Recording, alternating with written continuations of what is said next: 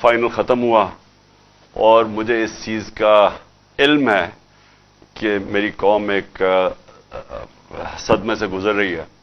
کیونکہ ہم سب امید لگا کے بیٹھے تھے کہ انشاءاللہ اس بار ہم ورلڈ کپ جیتیں گے۔ تو میں دو تین چیزیں اپنی پوری بات کرنے سے پہلے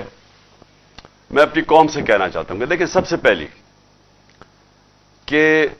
ہار جیت ہوتی ہے۔ ٹیم، جو میں اپنی ٹیم کو کہتا تھا کہ آخری گیند تک لڑو، پوری کوشش کرو، لیکن جب ایک رزلٹ آ جاتا ہے اور انسان نے پوری کوشش کی ہوتی ہے تو پھر یہ انسان کہتا ہے کہ جی اللہ کی مرضی ہے۔ اور یہ ہمیشہ میرا اسی میں سوچ تھی کہ ہم بڑی ٹیم نے جان ماری، اور خاص طور پہ جس طرح وہ آخری گیند تک کوشش کرتے رہے، لیکن جو انسان کے ہاتھ میں نہیں ہے، وہ شاہین افریدی کو وہ انجری ہو گئی، تو اس کا تو کوئی کچھ نہیں کر سکتا تھا، اور بدقسمتی سے اس ٹائم پہ ہوئی جبکہ اس کا وہ بہت